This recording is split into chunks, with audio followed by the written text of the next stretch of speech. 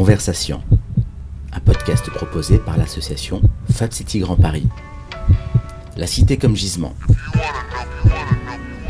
Discussion entre Noé Bach, de Mobius Réemploi, et d'Alexandre Gully, des Alchimistes.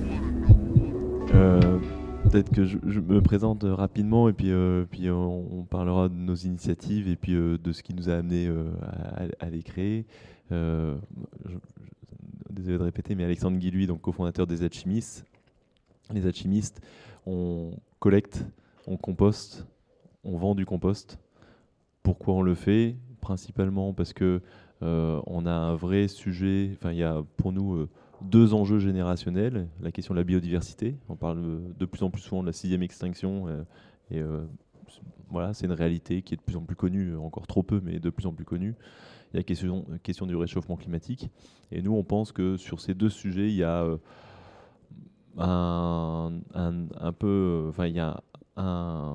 quelque chose qui peut nous aider énormément. C'est des sols de bonne qualité, des sols fertiles. Il y a entre 25 et 40% de la biodiversité qui est située dans cette fine couche de sol sur les sols terrestres. C'est un des principaux stocks de carbone organique qui est sur ces quelques centimètres de sol. C'est quelque chose qui est extrêmement peu connu.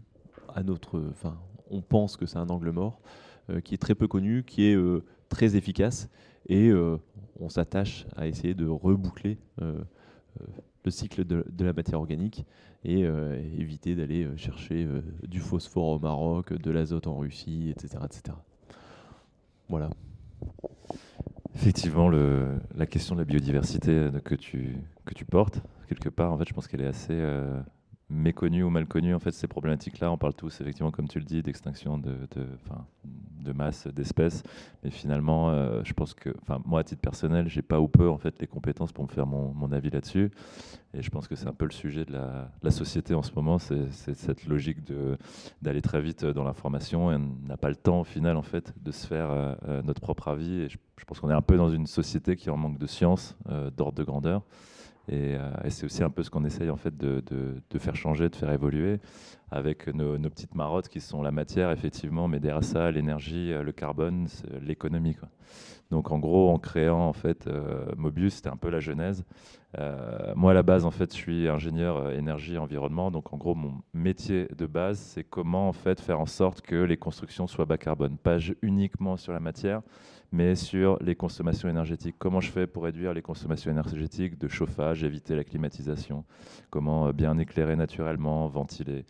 Après, s'intéresser à la question de confort, comment j'ai un très bon confort hygrothermique, de lumière naturelle, comment je limite en fait mes effets sur les déchets, comment j'augmente la biodiversité, comment je gère bien l'eau de pluie à la parcelle.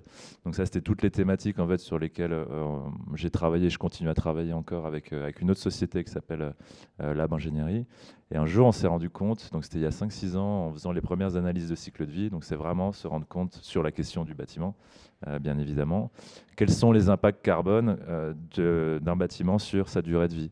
Et en fait, on s'est rendu compte qu'on faisait que la moitié du boulot, puisqu'en gros, l'énergie d'usage, l'énergie qui nous sert en fait au jour le jour à atteindre notre confort, donc comme cette pièce en fait est ventilée, éclairée, et chauffée, en fait, ça, sur la durée de vie d'un bâtiment, c'est 50% des émissions de carbone, globalement. Les autres 50%, c'est quoi ? C'est la matière. Et ça, on s'en est rendu compte en fait extrêmement tardivement. Donc c'est là où on s'est dit, il y a peut-être un sujet en fait à aller explorer. Quelles sont les solutions ? Construire en bois, construire en pierre, réhabiliter bien sûr plutôt que démolir et faire uniquement de la construction neuve. Mais à la vue de ce qu'est la construction, tous les gens qui travaillent dans le bâtiment peuvent se féliciter de faire partie du secteur d'activité qui est le premier pollueur de France, donc à hauteur de 40% en masse. Donc il y a ce sujet-là, il y a le sujet de si je démolis, ça veut dire que je vais racheter des matériaux neufs. Si je rachète des produits, des matériaux neufs, ça veut dire que j'extrais en fait de la matière première de l'écorce terrestre. Donc je pousse la raréfaction, l'épuisement de ces ressources-là. Pour les extraire, il faut de l'énergie, forcément. L'énergie dans le monde, on souhaiterait qu'elle soit à grande majorité renouvelable, sauf que le problème, c'est qu'à 80% encore aujourd'hui, et pour un petit moment, je pense, c'est pétrole, gaz, charbon, donc extrêmement carboné. Donc utiliser de la matière, c'est justement consommer de l'énergie, et c'est donc en fait émettre du carbone. Donc pour toutes ces raisons-là, on s'est dit, mince, allons en fait voir nos donneurs d'ordre, et on va leur dire, plutôt que de démolir, vous allez commencer par déconstruire. Et donc, nous, notre boulot au quotidien, c'est d'une part, en fait, du conseil, c'est de se dire que, voilà tout ce dont quoi vous êtes propriétaire. On va vous faire ce grand catalogue Ikea où vous avez tant de mètres cubes de béton, tant de menuiserie extérieure, tant de briques, tant de parquets, tant de chaises, tant de luminaires, ainsi de suite, et mettre en place un schéma directeur. Ça, vous gardez. Ça ne sert à rien en fait de le jeter, vous allez mettre exactement la même chose. Ça ne vous intéresse pas ou peu, vous allez le donner. Donc on va faire appel à des artisans ou à des associations qui vont venir en fait déposer eux-mêmes et en échange de leur temps, ils repartent avec de la matière. Donc tout le monde est content. La maîtrise d'ouvrage, elle a mieux valorisé ses déchets et elle peut s'en enorgueillir. Très bien. De l'autre côté, il y a des gens qui n'avaient pas forcément d'argent pour acheter des matériaux neufs, mais qui ont du temps, du coup, qui repartent avec ça, et donc qui ne consomment pas de produits neufs, donc ne consomment pas de matière, pas d'énergie, qui n'émettent pas de carbone. Et enfin, il y a une toute petite part qui peut être vendue. C'est encore à la marge aujourd'hui dans le bâtiment, c'est que globalement, culturellement, et ça c'est un des fonds du sujet, c'est la culture, c'est le premier frein en fait à l'économie circulaire aujourd'hui, en fait, je pense, c'est de faire comprendre aux gens que, en fait, comme vous achetez une télé d'occasion, comme vous achetez une bagnole d'occasion, comme vous achetez un téléphone d'occasion, vous pouvez acheter des matériaux d'occasion. Et ça, c'est encore très difficile à faire comprendre à des maîtrises d'ouvrage publiques, en fait, qui, par exemple à Paris, qui vendent justement du logement à plus de 10 000 € du mètre carré. C'est très difficile à faire comprendre justement à ces gens-là que vos futurs acheteurs vont acheter des matériaux qui sont reconditionnés, issus du réemploi. C'est pas très facile. Donc en fait, à l'inverse, c'est la grosse difficulté, c'est comment intégrer des matériaux issus du réemploi dans des constructions neuves ou réhabilitées. C'est de faire comprendre ça à architectes, ingénieurs, donc concepteurs, promoteurs, qu'ils soient publics ou que ce soit du privé, puisque en fait, au moment de concevoir, on ne sait pas ce qu'on va mettre en œuvre. En fait. Ça, c'est ces questions-là de temporalité sur lesquelles on pourra revenir. Et donc, en fait, c'est trouver les gisements. Donc, les gisements, c'est quoi? C'est les opérations qui vont être en déconstruction donc dans 6 mois, 1 an, sur lesquelles on va chercher cette matière-là. Donc, il faut faire déconstruire. Il faut trouver les gens qui vont reconditionner ces éléments-là. Il faut réassurer derrière, c'est pas tout simple. Il faut passer la barrière normative, c'est pas tout simple non plus. Et une fois qu'on a réussi à faire tout ça, on peut enfin souffler et intégrer ça dans le bâtiment. Toujours est-il qu'aujourd'hui, on va dire, c'est un vœu pieux, le réemploi dans la construction. Il y a un gros élan, mais n'existe quasiment pas ou peu en fait en volume. Et fort du constat qu'il n'y avait pas ou peu de filières, parce que réfléchir, c'est toujours plus simple que faire. Et surtout, ça c'est un point de vue sociétal. Réfléchir, c'est mieux payé que faire. Donc, il y a plus d'intérêt en fait à être bureau d'études, architecte, enfin bref, à faire du papier, à travailler derrière un ordinateur plutôt que de travailler derrière une machine. Aujourd'hui, en France, en tout cas, c'est le cas. Donc, voyant que, en fait, on ne produisait que du papier, on a décidé de devenir en fait industriel. Et aujourd'hui, avec Aurélien, mon associé, qui, petite parenthèse, lui vient du milieu de la construction. Donc lui a construit donc des routes, autoroutes, tunnels pendant 15 ans de sa vie jusqu'à plus en pouvoir, et a rentré en parallèle dans le milieu associatif puisqu'il a créé en fait le REFER, le réseau francilien du réemploi. Donc il y a une association d'associations qui structure et fédère en fait des ressourceries. Donc c'est créer des ressourceries, trouver des financements et puis en faire la gestion en fait tout simplement. Et on s'est rencontrés justement dans ce petit milieu en fait du réemploi il y a 5-6 ans, puisqu'on n'était pas beaucoup à se poser ce genre de questions-là. Et puis d'une manière générale, quand on a un même objectif, on devient une équipe. Donc aujourd'hui, on fait à la fois du conseil et également de l'industrie sur un seul et unique matériau qui est le faux plancher technique, qui est ce que vous avez sous vos pieds dans à peu près 75% des bâtiments de bureaux, qui permettent justement de passer en fait câblage électrique et informatique sous vos pieds, pas comme chez vous, vous avez tout en fait en cloison, puisque vous n'avez pas prévu en fait du jour au lendemain de refaire tout votre appartement, ce qui peut être le cas en fait dans le bureau, puisque lorsque Orange se barre et que SFR arrive, et ben en fait on décloisonne tout, on pète tout à l'intérieur, mais en fait tous les câblages, tous les réseaux sont sous nos pieds, derrière ces 3 cm de bois. Donc ça on le récupère en fait tout au long de l'année. Je pense qu'on récupère à peu près 50% de ce matériau-là qui est déconstruit en France. On le reconditionne en usine, donc il y a des machines en fait derrière tout ça, il y a des hommes, et puis après on le réassure, et puis ça repart sur des opérations neuves ou réhabilitées. Donc voilà un peu tout le spectre en fait de ce qu'on fait aujourd'hui, quoi.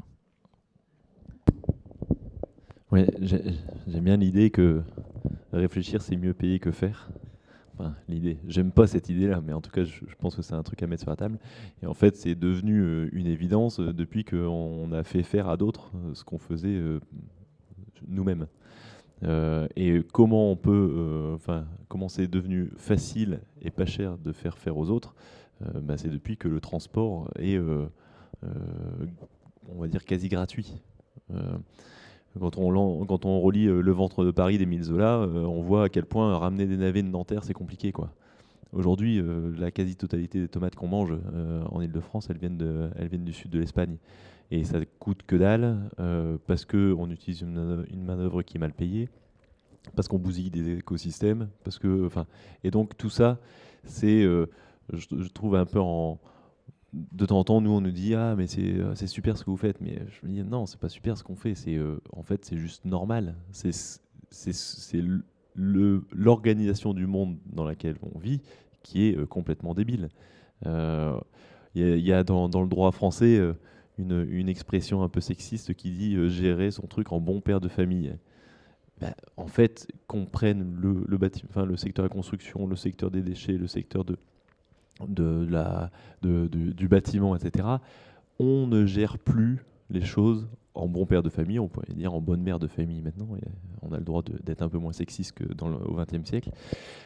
On ne gère pas les trucs en bonne mère de famille. Non. Aujourd'hui, si on prend juste ce qu'on demande à n'importe quelle entrepreneuse ou entrepreneur en France, c'est-à-dire de gérer son bilan et son compte de résultat à peu près correctement et de manière pas complètement débile, on voit bien qu'il n'y a personne qui le fait. On prend n'importe quel groupe du CAC 40, il n'y en a pas un qui gère son truc en bon père de famille. Pourquoi ? Parce que si on prend les actifs qu'il utilise et le résultat qu'il fait, on voit bien qu'il dilapide son bilan, tous collectivement. Là, je parle du CAC 40. En fait, c'est notre organisation qui fait qu'on dilapide des actifs pour avoir un résultat court terme. Donc, c'est ça qu'il faut essayer de déconstruire. C'est vraiment compliqué parce que tout ça, on vit aujourd'hui dans un niveau de confort qui est hallucinant parce que c'est on a construit notre monde sur l'inconfort des autres et sur des problèmes qui sont en train de nous arriver dans la gueule, qui sont le réchauffement climatique et le problème des ressources. Et la question, nous, quand on a créé les alchimistes, c'est pourquoi on agit de manière aussi débile ? Alors, si on l'applique au secteur des déchets, il y a une légende urbaine extrêmement répandue, peut-être la plus répandue, qui est ça sert à rien de tricher, de trier, parce que de toute façon, ça va être remélangé à la fin. On entend ça à peu près partout, tout le temps, sur n'importe quel territoire. Trier, ça sert à rien. De toute façon, à la fin, les acteurs du déchet, ils vont remélanger. C'est parfois vrai, c'est quand même heureusement souvent faux, mais en tout cas, c'est très largement répandu. Or, si on n'est pas tous convaincus que trier est utile, en fait, ceux qui arrivent derrière, c'est-à-dire les industriels du déchet, ne peuvent pas faire un travail correct. Nous, on peut pas travailler correctement si le geste premier a été mal fait au départ. Et donc, on s'est dit, pourquoi ? Il y a une légende urbaine aussi répandue. Pourquoi on en est encore à des taux de recyclage des emballages qui est extrêmement bas, etc. Et quand je dis on, je m'inclus dans la question. Pourquoi on ne fait pas tous plus l'effort là-dessus ? Et notre point de vue chez les alchimistes, c'est de se dire si ça ne va pas plus vite, c'est parce que finalement on est très déresponsabilisé. Aujourd'hui, l'éboueur, c'est celui qui gère un problème. C'est pas celui qui valorise une matière. Les poubelles, c'est un truc qui est dans un local poubelle mal éclairé, ça pue, et j'y vais le moins possible, et c'est pas mon problème. Individuellement, c'est pas mon problème que de gérer les poubelles. Je veux juste que ce soit un problème géré par d'autres. Donc c'est géré par des énormes industriels qui ont une responsabilité immense là-dedans aussi, hein. Enfin, je ne veux pas les dédouaner, mais quand vous êtes un grand industriel du déchet, on vous a demandé de vous mettre le plus loin possible de la ville parce que votre activité, elle pue. Donc c'est devenu des trucs le plus loin possible, le plus gros possible, pour avoir des effets d'échelle, pour que ce soit le moins cher possible. Et à la fin, au bout du bout, on se retrouve avec des transports qui sont tarés, on se retrouve avec des choses qui sont loin des citoyens, et du coup, comme c'est pas visible, comme c'est pas visitable, eh ben, on voit pas ce qui est fait, donc il y a énormément de fantasmes, et derrière ça déresponsabilise chacun d'entre nous. Donc nous on s'est dit bon bah ok, si on veut aller sur ce secteur-là, c'est pas trop ça qu'on a envie de faire, donc on va tenter de faire quelque chose un peu différent, on va le faire à petite échelle. Donc nos sites de traitement des déchets organiques sont des sites micro-industriels qu'on essaye d'insérer le plus proche possible de la ville pour que ce soit visible et visitable. Nos sites de Stein que tu as visités ont été visités par toutes les classes de CE1, CE2 du quartier. Et donc, on comprend qu'à l'entrée, il y a un déchet, à la sortie, il y a du compost, qu'à l'entrée, ça pue, à la sortie, ça sent bon. Si c'est bien trié à l'entrée, c'est plus facile de faire du compost de bonne qualité en sortie. Et du coup, on a de nouveau la capacité de voir. Quand on voit, on a la capacité de comprendre. Et quand on comprend, on a le pouvoir d'agir. Et tant qu'on ne voit pas ça, c'est de mon point de vue extrêmement compliqué d'agir, de changer. Et là, il y a quand même énormément de choses à remettre en question. Moi, j'ai eu la chance d'habiter dans la Cité de la Joie à Calcutta. C'est un quartier, c'est un bidonville qui s'est un peu transformé en quartier. C'est à peu près 100 000 habitants sur quelques kilomètres carrés. Ils disent 1 kilomètre, je pense que c'est un tout petit peu plus qu'1 kilomètre carré quand même. Donc c'est une densité extrêmement forte. Et j'habitais, moi, au 3e étage. Au rez-de-chaussée, il y avait des buffalos, une étable. À l'étage du dessus, il y avait des gens qui faisaient quasiment 22 heures sur 24 de la couture, des moustiquaires. Et au-dessus, moi, j'avais mon appartement.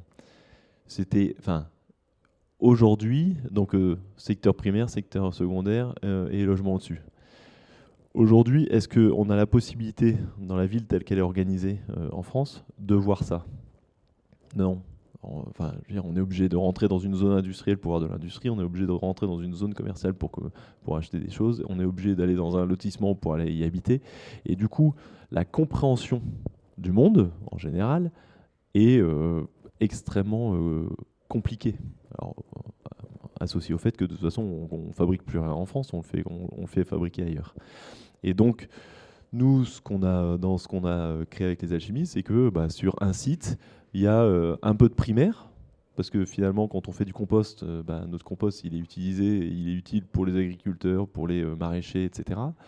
De l'industriel, parce qu'on utilise des machines, et du tertiaire, parce qu'il y a de la logistique, on va chercher les déchets alimentaires chez les uns et chez les autres.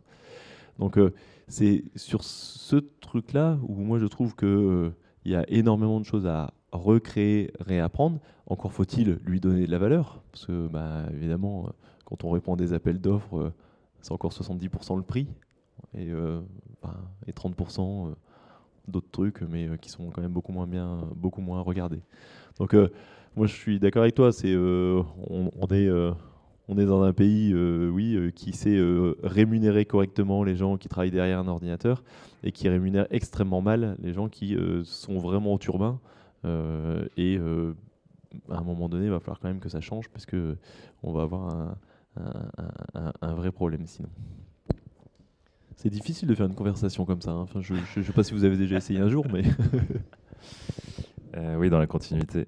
Moi, c'est un sujet qui me passionne assez, parce que qu'en gros la machine à vapeur en fait a réussi à créer dans notre société en fait et très rapidement quoi. C'est qu'en gros avant le 19e siècle, en gros on avait une société qui était relativement, enfin il y avait très peu d'évolution en fait sociale, culturelle, enfin ça allait quand même extrêmement lentement. Globalement le monde était renouvelable jusqu'à 1850 hein, puisqu'on n'avait que le vent, les arbres en fait pour créer de l'énergie et puis d'un coup on découvre le charbon et puis d'un coup la machine à vapeur et ainsi de suite et en fait pour moi ça a été un des piliers de l'augmentation à la fois en fait du confort qu'on a aujourd'hui mais également de cette incapacité en fait à ralentir hein. Toujours, la problématique en fait de l'écologie c'est que je me dis toujours il y a toujours un connard qui aura envie de gravir l'Everest quoi. C'est quoi qu'il arrive en fait c'est en nous en fait hein, c'est réussir en fait à se limiter aller moins vite aller moins haut c'est tout j'allais dire ça me vient là c'est vraiment à l'encontre de Daft Punk harder better faster stronger non on arrête en fait cette chose là même si ça permet de danser de manière très agréable le fait que d'un coup on se rend compte que on arrive en mettant en entrée du charbon, du gaz, du pétrole, et qu'en sortie, on a soit justement de l'énergie cinétique ou du travail ou de la chaleur qui coûte en fait que dalle aujourd'hui par rapport en fait à la même quantité d'énergie que vous auriez produit de manière humaine. Aujourd'hui, moi comme vous, on paye notre kilowattheure électrique à peu près 15 centimes. Ok, si demain vous payez quelqu'un au SMIC pour fournir ce même kilowattheure en fait électrique, ça vous coûtera en fait 65 euros. Il y a un facteur à peu près 500 entre le kilowattheure qui sort en France d'une centrale nucléaire et quelqu'un que vous payerez en fait pour pédaler. Donc en fait, on se rend très vite compte de ce que représente en fait l'énergie, c'est en fait produire. Ça permet de produire à extrêmement faible coût. Et surtout, en fait, ça permet de s'envoler de manière exponentielle sur l'extraction de matière, donc l'extraction d'énergie, et donc, en fait, in fine, les émissions de carbone. Et ça, je pense que c'est un peu le fond, en fait, du problème aujourd'hui, c'est de réussir, en fait, tout simplement à ralentir. Et effectivement, donc, ça permet de transporter à très faible coût. Transporter à faible coût, ça veut dire aussi délocaliser en fait, c'est aller dans des régions du monde en fait où le salaire moyen est moins bien payé. Et j'en arrive et c'est la problématique qu'on a dans le réemploi aujourd'hui, c'est qu'en fait en bout de chaîne, on arrive à se rendre compte que le matériau neuf en fait coûte moins cher que le matériau qui est issu du réemploi. Pourquoi ? Je donne l'exemple du faux plancher technique, puisque c'est notre tête de gondole, sujet que je connais assez bien. C'est quoi ? C'est 3 cm de bois aggloméré, de 60 par 60 cm, et avec une tôle en acier. Ok. Le fabricant neuf, il fait quoi ? Il achète de la sciure de bois d'un côté. Cette sciure de bois-là vient quoi ? C'est un coproduit, enfin plutôt c'est un déchet en fait d'une scierie. Il va acheter de la colle également, il va faire son mélange et après il va acheter de la tôle en acier qui va plier et qui va justement gaufrer l'un dans l'autre. Et puis voilà, le produit est fini. Tout ça grâce à des machines en fait qui sont alimentées par de l'énergie. La même énergie en fait utilisée pour couper des arbres, pour transformer justement le bois en sciure de bois, pour acheminer justement de la scierie à l'usine, pour alimenter en fait une machine qui va créer, donc qui à partir de matériaux va créer un produit, machine qui ne prend pas de vacances, qui ne demande pas d'heures supplémentaires, enfin d'être payée plus cher pour faire des heures supplémentaires, et qui est un peu en fait gérée par des opérateurs. Le réemploi, fondamentalement, c'est de l'emploi. Pourquoi ? Parce qu'il va falloir que vous payiez quelqu'un justement pour déconstruire proprement, donc ça prend un peu plus de temps, pour conditionner, pour faire le transport horizontal et vertical en fait dans votre bâtiment. Puis après, il va falloir payer quelqu'un pour aller transporter ces éléments-là, amener ça en fait dans une usine pour reconditionner. Donc là, il faut des gens derrière une brosseuse, une ponceuse, une agrafeuse pour faire ces éléments-là qui sont difficilement en fait mécanisables, puis des gens comme moi pour vendre et puis pour retransporter sur le site. Donc en fait on se rend compte que nous aujourd'hui le produit est à peu près 30 à 40% en fait plus cher que le matériau neuf. Et en fait c'est un peu l'aberration puisque écologiquement en faisant le bilan carbone, on a un bilan carbone qui est à peu près 75% en fait plus faible que le neuf. Donc aujourd'hui l'écologie, c'est aussi une question de coût, quoi, au final. C'est que c'est beaucoup plus simple, en fait, d'acheter du neuf, c'est beaucoup plus simple de jeter et de racheter, en fait, un matériau neuf d'un point de vue économique, encore une fois, que, en fait, de s'enquiquiner à faire du réemploi et d'acheter finalement quelque chose qui est plus neuf, là, maintenant, tout de suite. Ça pose la question, en fait, de l'économie, d'une manière globale. Une fois qu'on a dit tout ça, comme d'habitude, n'importe quel billet de 20 balles que vous avez dans la poche, c'était à un moment soit de l'énergie, soit de la matière. C'est que moi qui bosse dans le bâtiment, c'est que s'il n'y a ni matière ni énergie en entrée, il n'y a pas de bâtiment qui se construit. Donc en fait, si vous êtes maçon, si vous travaillez dans une entreprise générale, si vous êtes ingénieur, si vous êtes architecte, si vous êtes promoteur ou si vous êtes financier, eh ben en fait, vous ne gagnez pas d'argent tant qu'il n'y a pas d'énergie ou de matière en entrée. C'est vraiment le fondamental de l'économie actuelle dans laquelle on vit, qui est de l'économie linéaire. C'est j'extrais des ressources avec de l'énergie pour les transformer, pour les consommer, pour les jeter. Voilà, ça c'est toute l'économie telle qu'elle est aujourd'hui. Et effectivement, le problème, c'est que l'énergie et la matière en entrée, il n'y en a pas à foison, surtout au rythme dans lequel on vit aujourd'hui, avec l'augmentation de la population qu'on connaît et que tout le monde a envie d'avoir un certain niveau de confort. Donc, je pense qu'il est sérieusement temps, en fait, de circulariser tout ça, ce qu'on fait au final. Pourquoi? La première raison, elle est fondamentalement donc environnementale. Il y a quelque chose qui nous guette, qui est le réchauffement climatique. Alors effectivement, on peut être climato-sceptique, on peut également se dire, en fait, finalement, la France, c'est quoi en fait dans les impacts carbone? Alors que la Chine, c'est 25%, les États-Unis, c'est 20%.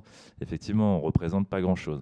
En revanche, moi, j'aime bien titiller nos donneurs d'ordre qui ne sont pas climato-sceptiques, mais qui mettent quand même l'écologie un cran derrière l'économie.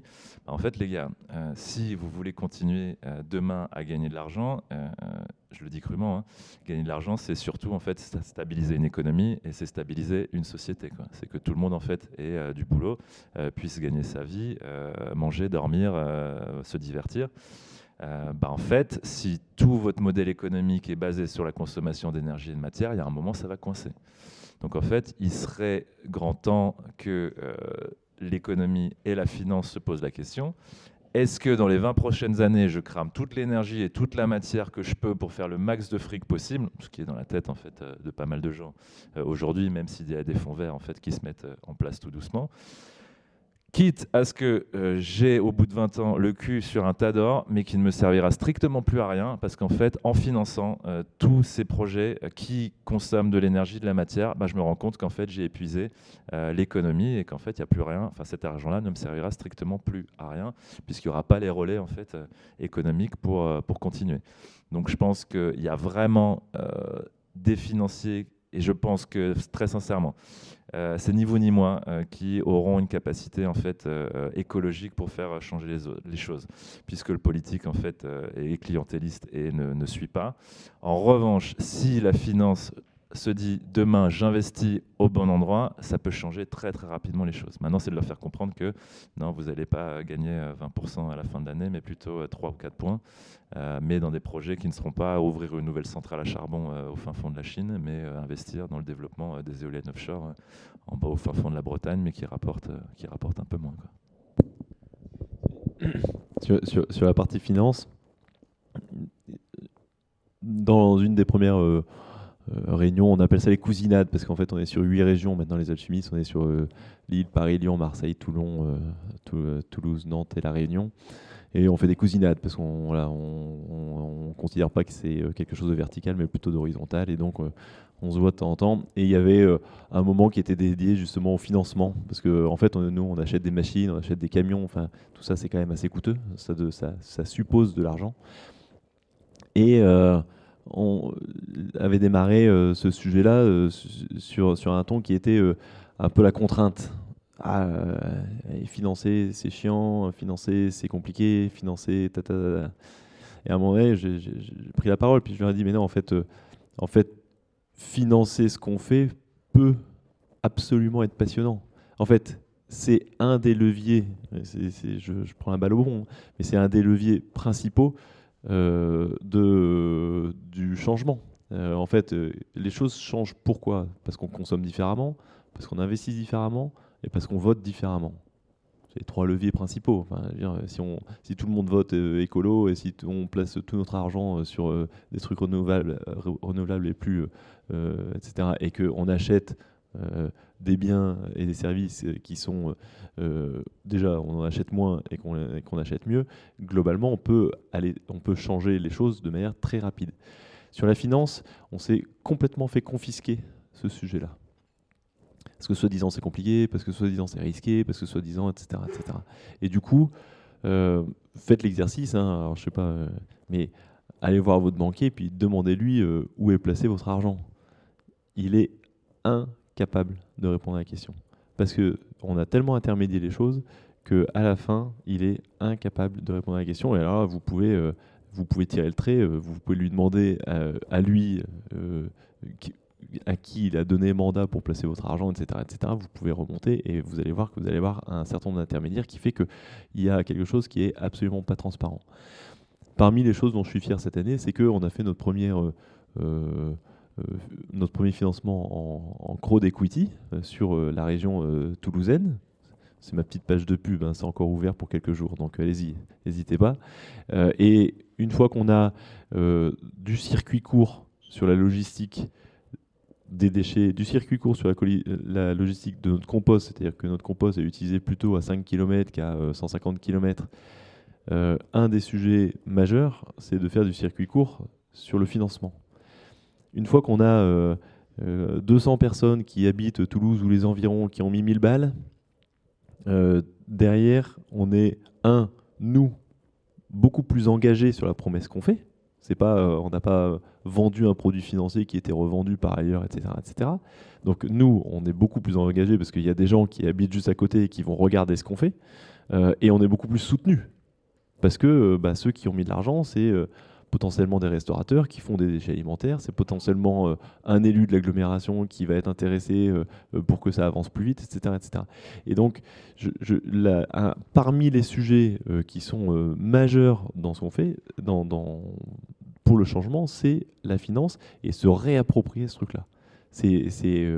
On a délégué ça, encore une fois, en disant voilà, c'est de l'argent, c'est dangereux. Non, l'argent c'est un moyen, c'est un moyen pour potentiellement faire des belles choses. Et autre sujet qui est peut-être un peu moins connecté avec ce que tu disais, c'est la question des symboles. Nous, donc, notre activité est très largement majoritaire, on est à peu près 80 personnes aux alchimistes. Il y a 77 personnes qui sont occupées à collecter des déchets alimentaires dans les restaurants, dans les hôpitaux, dans les restaurants d'entreprise, chez les particuliers, à Lyon, à Paris notamment. Et on a 3 personnes qui font de la R&D. Et là, on collecte et on composte les couches culottes de bébés. Alors la couche culotte, on se dit tiens, bon, pourquoi en fait, on le sait assez peu, mais les couches culottes sur la vie d'un enfant, c'est 1 tonne. C'est quand même beaucoup. C'est 3,5 milliards de couches culottes qui sont jetées en France par an. Et c'est un petit déchet nucléaire dans sa salle de bain, quoi. Enfin, pour ceux qui ont eu des enfants, je pense que vous savez à peu près précisément de quoi je parle. C'est quand même le déchet dont on a envie de se séparer le plus rapidement possible. Et c'est un symbole extrêmement fort de la notion de confort en dépit ou au détriment d'énormément de choses. Enfin, la consommation de matières premières, d'énergie, de pétrole qui est utilisée pour une couche qui va être jetable et utilisée à peu près 3 heures, 3 ou 4 heures, c'est colossal. Et en fait, quand on se penche un tout petit peu sur la question, on s'aperçoit qu'une couche usagée, c'est 75% de pipi et de caca. Le pipi et le caca, pour le rappel, c'est essentiellement de l'eau, de l'azote, du phosphore, du potassium et un peu de carbone. Et que c'est précisément ce dont a besoin nos sols. Et c'est précisément ce qu'on achète à l'étranger aujourd'hui. On achète le phosphate au Maroc, on achète l'azote en Russie et ailleurs. Et donc, on a une matière première qui est formidable, qui est utilisée à peu près 3 heures, qu'on envoie à l'incinérateur. Donc, on brûle quelque chose qui est composé à 75% de flotte. À un moment donné, l'insulte au bon sens humain, faut quand même y aller, se calmer un petit peu.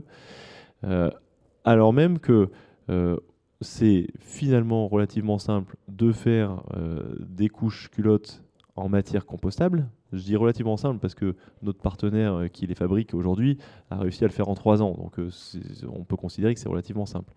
Et aujourd'hui, on a en R&D des couches qui sont 100% compostables avec du pipi et du caca dedans et qui se compostent parfaitement et on arrive à normer le compost. Donc, ce que je voulais dire là-dedans, c'est que le symbole, quand on fait ça d'une certaine manière, on prouve qu'il y a quand même beaucoup de choses qui sont possibles et on arrête de baisser les bras en se disant oh là là, on n'y arrivera pas. Donc, pour moi, ces 2 exemples-là sont importants. Investir différemment, parce que je veux dire, à un moment donné, les entreprises, on peut leur taper dessus, mais elles ne bougent et elles ne bougeront uniquement que si les clients changent de comportement et si les investisseurs changent de comportement. Et ça tombe bien parce que dans cette salle, il y a plein de clients, il y a plein d'investisseurs. Donc ça commence toujours par nous, quoi. Et donc le symbole et des choses qu'on peut faire ici, maintenant, tout de suite, quoi. Ce qui me fait penser effectivement avec ce que tu viens de dire, qui est, c'est changer le système, et qui est encore, je trouve, de ma génération, moi j'ai l'impression d'être entre la génération de mes parents qui avaient vécu dans les 30 glorieuses, qui m'a toujours dit fais des études, gagne du fric, tu vas avoir une vie confortable, et une génération de vingtenaires, enfin pas tous, mais que j'observe en fait au boulot en fait avec Thomas et Nicolas, qui sont des personnes formidables, qui eux en ont rien à cirer du fric. Enfin en gros c'est le minimum. En revanche je veux être au 4/5e, je viens d'acheter une forêt, je veux faire en fait par moi-même, je crois pas ou peu en fait au système, et je pense qu'il faut vraiment des gens comme ça pour montrer l'exemple, parce que in fine on a grandi, je pense, dans une société qui nous a appris à soit expert dans un domaine, gagne de l'argent dans ce domaine-là, et grâce à cet argent-là, tu vas payer des services en fait pour faire, justement pour acheter tes légumes, pour acheter ta bouffe, pour nettoyer ton appart pour ceux qui ont un homme, une femme de ménage, mais des choses en fait que fondamentalement on pourrait faire soi-même. Et donc la question que je trouve extrêmement fondamentale, c'est si gagner de l'argent, c'est extraire de l'énergie et de la matière, pourquoi je ne travaillais pas moins? Donc je baisse en fait mon bilan carbone. Et du coup, vu que je gagne moins d'argent, je me libère du temps. Et donc en fait, ce temps-là, je vais l'utiliser pour faire des choses que je payais, donc justement pour ces services-là. Et en fait, c'était marrant parce que la semaine dernière, j'avais une discussion avec la directrice du développement d'une grosse foncière, et qui me disait mais pourquoi en fait le réemploi coûte aussi cher? Encore une fois, et je reviens en fait sur le niveau en fait de revenus. Je lui dis en fait, tu vois, mes parents, ils n'étaient pas payés aussi cher que moi ou toi, je pense. Et donc du coup, mes oncles et tantes, ils ont tous construit en fait leur maison eux-mêmes. Enfin, les 3/4, le gros œuvre, ainsi de suite. Pourquoi? Parce que à ce niveau de revenu-là, en fait, ça revenait moins cher de le faire soi-même le soir et le week-end plutôt que de bosser en fait et de payer quelqu'un pour le faire. Et je pense que là, il y a un équilibre en fait qui se crée en fait à ce moment-là, et qui se dit tiens, en fait, on va peut-être faire nous-mêmes. Et je pense que la transition environnementale, elle passe aussi par là. C'est peut-être très simplement de se dire on va bosser moins en fait. Enfin, je veux bosser moins, mais je vais faire moi-même les choses. Et là, je reste persuadé que le bilan carbone en fait de chacun va diminuer en fait de manière relativement nette en faisant ça. Mais ça demande du courage. Pourquoi? Parce que c'est dans un premier temps se mettre en marge en fait de la société, c'est d'expliquer. Enfin, moi, je me souviens très bien, c'est la première fois que je m'expliquais à mes parents que tiens, le réemploi serait pas mal. C'était il y a 6 ans sur la table du jardin après le barbecue, légèrement allumé après le rosé, quoi, et où je vois la réaction de mon père qui me dit pourquoi tu veux récupérer du déchet? En fait, je comprends pas, quoi. Et en fait, c'est cette différence de culture que ça demande, et quelque part un peu ce courage de se dire, en fait, je me mets en retrait, où j'affronte en fait ce jugement-là, qui est pas forcément évident, mais qui, je pense, est en fait la base de notre transition environnementale et écologique, si on peut parler de transition. C'est vraiment de la confrontation en fait de culture, et qui est pas simple avec la vitesse à laquelle en fait le monde a changé en fait aujourd'hui, quoi. Ouais, complètement aligné avec ça. Travailler moins ou gagner moins d'argent, mais en tout cas, c'est le moyen le plus sûr et le plus rapide pour régler ses problèmes et les problèmes du monde, je pense. Nous, il y a 3 chiffres qu'on regarde, qu'on s'est mis un petit peu comme objectif aux alchimistes. Il y a un chiffre en nombre de tonnes, franchement, c'est pas tellement de ça dont j'ai envie de parler. C'est un nombre de villes dans lesquelles on a envie d'être présent. Donc on a envie d'être sur 30 territoires en France d'ici 5 ans. Surtout, un chiffre un peu bizarre, ou en tout cas qui moi m'intéresse particulièrement, c'est que d'ici 2025, il y ait 7 millions d'alchimistes. Alors, comment définir l'alchimiste, ça c'est plus compliqué. Mais c'est pour nous qu'il y ait un peu, grâce à nous, 7 millions de personnes qui comprennent les rudiments de comment fonctionne un sol. Parce qu'en fait, si le jour où on n'a pas de sol ou qu'on n'a plus de sol, ben, on est comme au milieu du Sahara. Hein. C'est très compliqué de vendre, de construire des bâtiments, de tout le reste. Hein. Enfin, tout le reste dépend vraiment de cette fine couche qu'on appelle sol et que plus grand monde ne comprend. Bien, alors, il y a très peu de choses qui sont faites là-dessus. Donc comprendre les rudiments du sol, agir. Donc agir, c'est trier chez soi, ou composter chez soi, mais en tout cas faire quelque chose sur la question de la matière organique et donc de la fertilité des sols. Et le troisième point, c'est transmettre. C'est de se dire, une fois que j'ai compris, une fois que j'agis, c'est d'être un ambassadeur de ce truc-là autour de moi. Et c'est pour ça que les alchimistes, c'est une entreprise. Donc on s'attache à ce qu'il y ait plus de produits que de charges tous les mois. Mais c'est aussi, et peut-être surtout, en tout cas dans notre objectif, c'est surtout un mouvement qui veut aller le plus vite vers une meilleure compréhension de ce qui est nécessaire et vital, c'est le fonctionnement du sol et sa santé, quoi. Parce que voilà, encore une fois, on en parle très peu, mais on a un vrai problème là-dessus, quoi. Et que tout ça se fasse dans la joie et la bonne humeur. On me dit qu'on va passer aux questions, mais pour les messages d'espoir, en fait, on s'était posé la question, est-ce que ça sert vraiment à quelque chose de s'emmerder en fait à faire tout ça dans le réemploi? En fait, on a fait le bilan carbone annuel de ce qu'on économisait en fait comme tonnes de CO2 à travers notre activité de conseil industriel. Et en fait, on s'est rendu compte que en fait, une personne qui bosse chez nous économise à peu près le bilan carbone annuel de 70 Français. Donc là, on se dit, ok, 70, c'est pas énorme, mais ça commence à faire. Et en fait, là, on se dit, en fait, on est 70 millions de Français.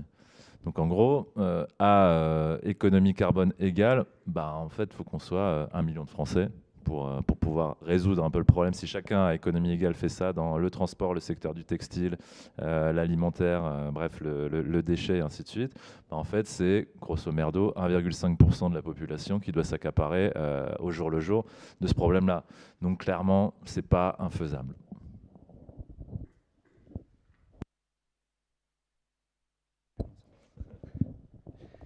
Merci beaucoup. Désolé, hein, c'était conversation comme ça à 10 heures, c'est pas forcément très simple. Mais je sais pas si l'idée c'était peut-être de voir s'il y avait des questions sur les différents points que vous avez soulevés, vos expériences, et puis vis-à-vis du sujet qu'on avait énoncé. Donc on vous laisse la parole. Alors, je sais pas si...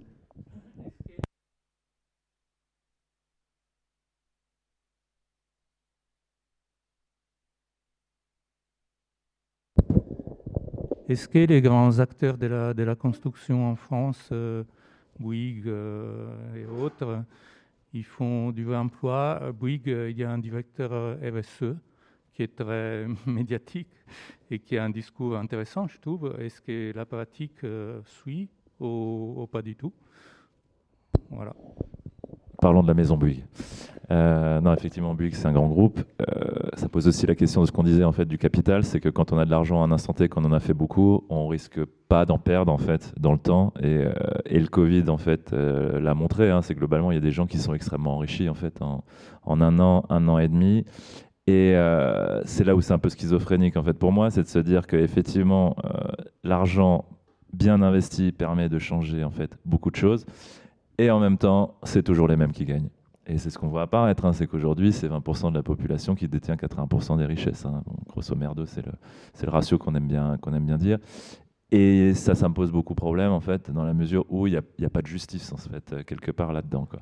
Donc, effectivement, quand vous avez Francis Bouygues qui a démarré avec le béton il y a 70 ans, qui était vachement bien, hein, pour la reconstruction de la France, mais qui, avec le temps, on se rend compte que être une entreprise générale de la construction, c'est pas forcément ce qu'il y a de plus environnemental, surtout quand vous avez des médias à côté ou je ne sais quoi.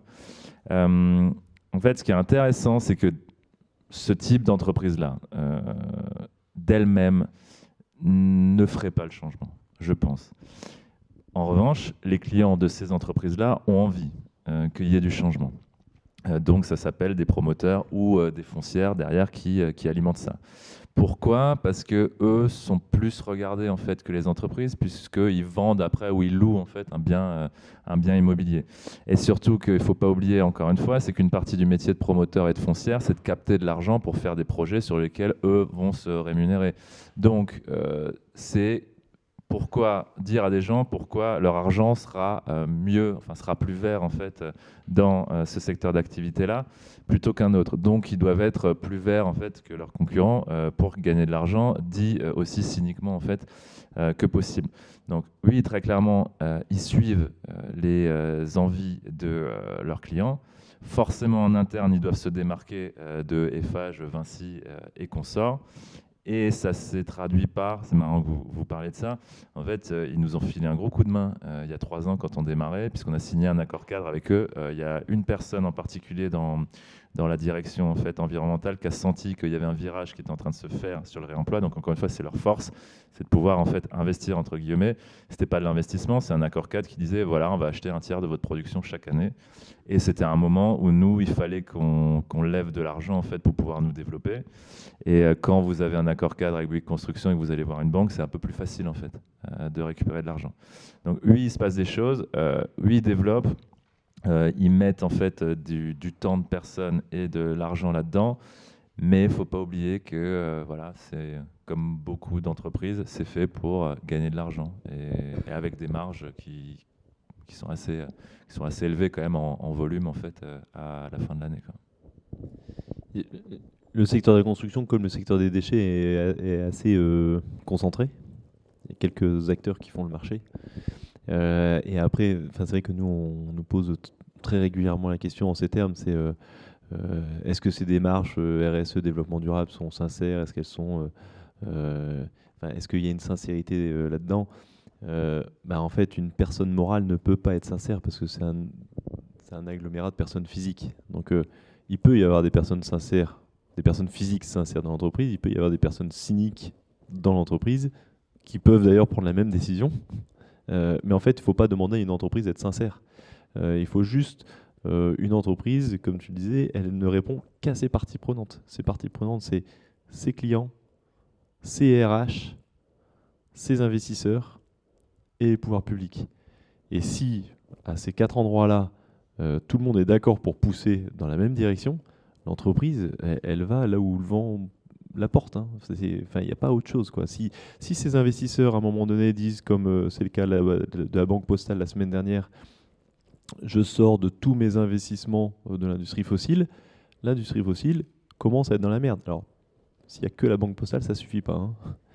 Mais si toutes les banques suivent ce mouvement-là, les industries fossiles s'effondrent de manière quasi immédiate. Si d'un coup de baguette magique, tous arrêtent d'investir et sortent leur argent de ces entreprises-là, elles s'effondrent immédiatement. Si les clients, de manière immédiate, arrêtent d'acheter un type de produit, l'entreprise se casse la gueule de manière immédiate. Si les RH, et ça c'est un vrai sujet dont on parle peut-être un peu moins, mais toutes les boîtes minières, etc., les Total, etc., sont en panique parce qu'ils ne savent plus embaucher dans les meilleurs profils académiques. Les meilleurs profils académiques, aujourd'hui, ils viennent en partie chez nous. Moi, je suis toujours étonné, à des salaires de misère. On a des polytechniciens, des HEC. On avait un stagiaire énarque qui a passé 4 semaines chez nous à broyer des têtes de poisson. À un moment donné, les choses changent. Et c'est vrai qu'il y a un vrai côté générationnel là-dessus, où les choix se font quand même de manière de plus en plus différente. Et donc, c'est sur ces 4 sujets, il faut qu'on bosse, quoi. Il faut qu'on bosse, il faut qu'on en parle, il faut qu'on y croit, etc. Et je pense que, et tu l'as dit tout à l'heure, la bataille elle est culturelle. En fait, il faut juste qu'on s'inscrive dans le crâne que on peut vivre mieux, se marrer plus, en vivant avec moins. C'est tout. C'est uniquement ça. Et le jour où on a ça, le jour où ça c'est suffisamment répandu, plus 1% de marginaux, comme tu dis, mais que ça devient la norme, en fait, ce sera réglé. Enfin, je veux dire, c'est très nouveau, hein, cette norme d'être heureux parce qu'on gagne beaucoup d'argent. Avant, celui qui tenait la société, il la tenait soit par son père, soit parce que il parlait à Dieu en direct, ou etc. C'était pas que des revenus. Voilà, il y avait beaucoup de capital, mais c'était pas que des revenus. Il y a plein de cas de figure dans l'histoire où c'est pas ceux qui gagnent le plus d'argent qui sont les plus heureux ou qui sont on va dire les références sociétales. Donc faut casser ce truc-là et faut reconstruire un truc qui soit un tout petit peu plus joyeux, durable, sympathique et arrêter avec cette morgue du court-termisme et du gagner de l'argent, quoi.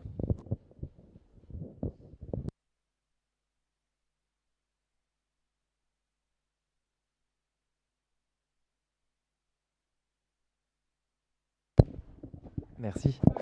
Justement, sur le thème de la culture, que vous dites que ça peut être un frein à l'économie circulaire. Et pour l'instant, il y a des actions, des interventions dans les écoles, de sensibilisation. Mais est-ce qu'il n'y a pas un moyen ou un levier de massification et de diffusion pour que ça touche le plus grand nombre plutôt que ponctuellement?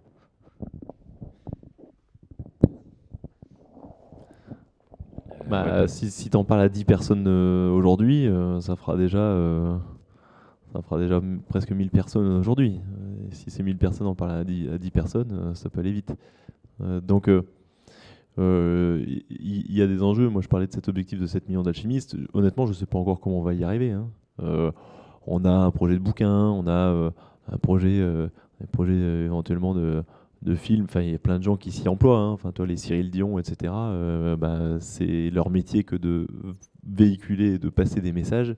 Je veux dire, on n'est pas tout seul dans ce bateau-là. Donc on va pas tout faire nous. En tout cas, ce qu'on fait ce matin, c'est une partie de notre taf, quoi. Je pense qu'il y a un vrai boulot au niveau de l'éducation nationale, en fait. Vraiment, c'est pour moi, il y a déjà un enseignement qu'on sous-évalue, c'est l'histoire et la géographie. C'est juste de comprendre, en fait, comment sont créés, comment les peuples se sont stabilisés ou déstabilisés. Et un sujet qui manque vraiment, c'est l'apprentissage, en fait, de l'économie. Je trouve très, très tôt, en fait, c'est quoi l'économie, en fait, comment l'économie a évolué, comment des pays se sont enrichis ou non, qu'est-ce qui a permis, en fait, d'atteindre le pouvoir ou pas, de gagner des guerres ou pas, et en fait, de comprendre petit à petit et de s'en rendre compte après à la lumière des extractions de ressources énergétiques, matérielles, d'émissions de carbone, qu'en fait, tout vient un peu de ces deux sujets-là, quoi, culture et comment les êtres humains réagissent face à l'économie, en fait, et face au confort. Et un peu comme ce que tu disais sur la notion de bonheur, je reviens en fait là-dessus, mais je suis pas vraiment quelqu'un qui pourra définir, qui pourra faire autorité sur le sujet. Mais globalement, le bonheur comme la richesse est toujours relative et jamais absolu, quoi. C'est-à-dire qu'une fois qu'on a atteint un certain niveau de confort minimum, je suis heureux ou je me sens riche parce que j'écrase en fait quelqu'un en termes de bonheur ou en termes de richesse. Et en fait, c'est justement là-dessus, comme tu disais, qu'il faut revenir. Je pense qu'on peut très bien vivre avec pas beaucoup d'argent, bien entouré, quoi, et se rendre des services en fait mutuellement. Ça, j'y crois beaucoup. Très clairement, c'est pas ce que je fais au quotidien. Pourquoi ? Parce que en faisant ça, j'ai le doux sentiment qu'on lâche le pouvoir en fait à des gens qui n'ont pas cette philosophie-là.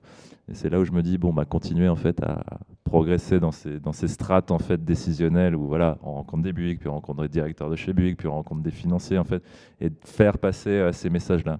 Je reviens là-dessus. Je pense qu'il faut vraiment, moi à mon sens, je pense qu'il faut pas que je lâche en fait là-dessus, d'aller dans ces strates-là, de foncer dedans et de mettre des coups de tête ou des coups des mandales, quoi, parce qu'il y a un sujet que je dis, l'économie linéaire ne marche pas. si l'économie circulaire, vous ne voulez pas la comprendre, ok, on va passer à l'économie perpendiculaire. Et là, ça va être un peu différent, quoi. Et puisque ces gens-là, en fait, n'ont peur de rien d'autre chose que de la violence. Globalement, c'est la seule chose qu'ils ne peuvent pas, en fait, acheter aujourd'hui. C'est ça, quoi. Donc, je pense qu'il faut continuer à faire progresser les mentalités de la génération des parents, même si c'est pas facile, ça prend du temps. Après, il ne faut pas oublier une chose, je trouve ça toujours un peu tragique, c'est qu'entre 20 et 25 ans, c'est là en fait où on a les meilleures idées globalement pour la société. Pourquoi ? Parce qu'on est encore frais, on n'est pas en fait, on n'a pas encore rencontré ce qu'est le milieu du travail, les difficultés, ce que ça engendre. On n'a pas d'enfants, on n'a pas de crédit, donc globalement on a l'esprit frais pour bien analyser les choses. Le problème, c'est que les idées, en fait, on peut les appliquer à partir du moment où on a un minimum de pouvoir, donc en gros quand on a la quarantaine. C'est à peu près ça. Donc, la société a toujours 20 ans de retard. C'est clairement ça, et c'est un peu tragique, je trouve, mais bon, on y arrive tout doucement.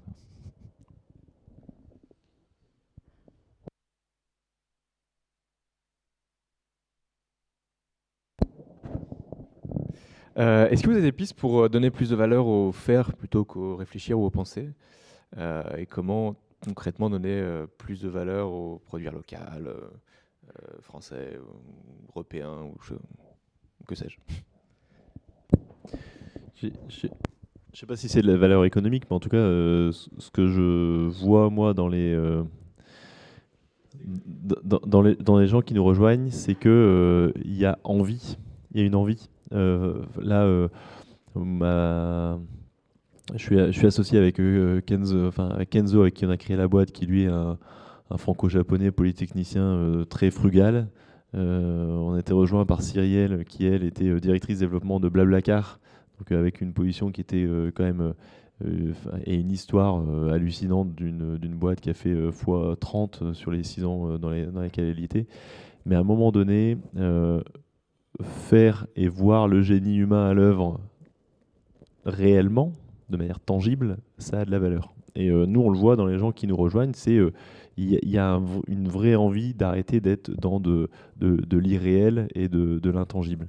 Donc je pense qu'à partir du moment où tu attires les nouvelles générations des personnes qui arrivent sur le marché du travail sur ton activité, tu donnes de la valeur, nécessairement. Après, ça prend du temps. C'est vrai qu'aujourd'hui, c'est plus facile d'être payé correctement et grassement quand tu fais de la titrisation en costard-cravate ou en tailleur. Mais de ce côté-là, si tu veux, il y a, je pense, un système d'attraction sur des choses plus tangibles. Et il y a aussi un phénomène de répulsion. Enfin, je veux dire, le phénomène des burn-out qui a démarré quand même largement et qui s'est franchement accéléré avec le Covid, touche principalement des gens en costard-cravate et assez peu des gens en bleu de travail. Donc il y a, et ça, moi, pour le coup, ça fait, depuis que je suis rentré d'Inde, ça fait un bout de temps que je mange de manière très régulière avec des copains qui ont fait comme moi des écoles de commerce, etc. et qui s'emmerdent, mais à un point où ça devient psychologiquement vraiment problématique. Donc, tu vois, à un moment donné, la valeur, elle arrive là où ton activité est attractive, et je pense qu'il y a un phénomène d'attraction côté relocalisation industrielle et répulsion côté bureau, travail financier de bureau, etc., qui, je crois, permet de rééquilibrer la balance. On en est au tout début, je pense. C'est pas tout simple comme transition en fait, effectivement de remonter en fait les salaires des gens qui font dans ce grand gâteau en fait qui est l'économie. En fait, moi l'économie, je trouve toujours c'est une vaste blague en fait. C'est que en gros au 1er janvier on devrait juste jouer aux cartes et puis voilà, voilà, à 23 heures, on sait qu'il va gagner bien de l'argent à la fin de l'année, en fait, ou pas, puisque tout est relié, en fait, mécaniquement. C'est que s'il n'y a pas de maçon, en fait, il n'y a pas d'investisseur dans le bâtiment, quoi. Donc, qui gagne de l'argent aujourd'hui? C'est ceux qui sont le plus proches du gâteau, en fait. Donc là, je parle de ce que je connais, c'est que dans le milieu du bâtiment, celui qui gagne le plus de blé dans l'histoire, c'est l'investisseur. Après, c'est le promoteur. Après, c'est l'équipe de maîtrise d'œuvre, donc architecte, ingénieur. Après, l'entreprise de construction. Et puis après, effectivement, il y a l'entreprise de maçonnerie qui, on pourra en discuter. Ok, on va en parler. Il y a des agences d'archi qui gagnent extrêmement bien leur vie. Voilà. Mais on va discuter de ce sujet-là. Donc en gros, j'ai l'impression que plus on est près de l'argent et plus on en gagne. Et en fait, ça devient de l'honnêteté intellectuelle, en fait, je pense. Enfin, moi, j'ai un copain en particulier qui bosse dans la finance, qui a mon âge, qui a 32 ans et qui gagne un paquet d'argent, quoi, complètement ouf. Et il te le dit, je sais même pas comment... Enfin, c'est pas normal, en fait, que je gagne autant d'argent. Donc en gros, ce serait juste de manière collégiale de se dire... Bon, moi, je gagne peut-être un peu trop de blé. On va réduire nos marges pour filer cette marge-là, en fait, aux personnes en dessous. Ce qui n'arrivera jamais. Je pense qu'il est très difficile à se dire. Mais en même temps, on peut y croire, je pense. Il y a un autre sujet que je trouve vachement intéressant là, avec le Covid, c'est rupture d'approvisionnement en fait, en matières premières. Donc en fait, ça tue des pans économiques de la construction, de l'économie. Et finalement, dans ces cas-là, faire avec le déjà là, ça devient plus intéressant. Enfin, ça devient intéressant de se dire que j'ai pas accès en fait à la matière première, que ce soit le bois, le métal, mais en fait, il y a des choses qui sont là et on peut les transformer pour en faire quelque chose. Et ça, c'est clairement, surtout dans le futur instable, je pense, dans lequel on est rentré depuis un moment, se dire à des générations futures, fais peut-être plutôt un métier manuel, on ne sait jamais en fait. Parce que l'intellectuel, ça va peut-être, il y aura moins de métiers en fait intellectuels dans des cas de figure où on ne maîtrisera plus en fait nos chaînes d'approvisionnement. Là, je reviens en fait à l'échelle macro. Globalement, l'Europe, c'est quoi? La France principalement. On est des métiers en fait de secteur tertiaire. Hein. Globalement, on n'a plus d'industrie. Le secteur primaire, l'agriculture, le secondaire, l'industrie, il y a quasiment plus grand chose, quoi. Sauf que si on revient à qu'est-ce qui fait l'argent, c'est l'énergie et la matière. Globalement, l'Europe, l'énergie et la matière qu'on a, c'est un peu de bois, du vent et du soleil. Globalement, nos ressources, on a très peu de ressources en pétrole, en gaz, en charbon, en quoi que ce soit. L'Europe s'est construite, et si on est aussi riche, et je pense qu'il faut se l'avouer, c'est sur 4 siècles de colonisation, c'est ce qui a fait en fait en grande partie notre richesse. Je rappelle que la France a un excédent productif négatif, c'est que chaque année en fait la France en fait perd de l'argent, donne de l'argent en fait à d'autres pays. Sauf qu'en face, il y a qui? Les grandes puissances, c'est globalement aujourd'hui la Chine, les États-Unis. La Chine qui a énormément de ressources en fait dans son sous-sol. La Chine qui a une particularité, c'est assez intéressant, c'est de regarder l'évolution du temps de travail en fait dans chaque pays dans le monde. Globalement, en 1950, c'était 1900 heures pour tout le monde à l'année, et qui est descendu peu ou prou à 1500 heures pour tous les pays du monde, sauf la Chine. Ils sont passés de 1900 à 2100 en 50 ans. Donc les mecs, ils ont des ressources énergétiques, ils ont du minerai, ils ont une main-d'œuvre qui va bien. Donc en gros, pour moi, ils sont partis, et ils vont l'être d'ici pas longtemps, une des premières puissances mondiales. En face, il y a les États-Unis qui sont juste un pays de cow-boys, et ça ne changera pas dans leur tête, qui veulent toujours être les numéros 1. Donc en fait, et qui a une économie extrêmement forte également. Donc, en gros, l'Europe essaye de faire face à 2 économies où juste on n'y arrivera pas, quoi. Enfin, si on joue à ce jeu-là, on va perdre. Et je pense que ce serait bien de se dire qu'on ne joue pas à ce jeu. Donc on sort de ça, tranquillement. Amusez-vous là, à savoir qui aura la meilleure économie, qui aura le plus grand PIB. Nous, on se recentre en fait sur nous-mêmes. On fait avec ce qu'on a, quitte à ce que effectivement notre PIB diminue, enfin nos revenus diminuent, mais ça va nous libérer du temps et on va faire avec ce qu'on a. Et une fois qu'on dit ça, on a plus vite fait en fait de savoir faire des choses de nos mains que de savoir faire tourner en fait un fichier Excel.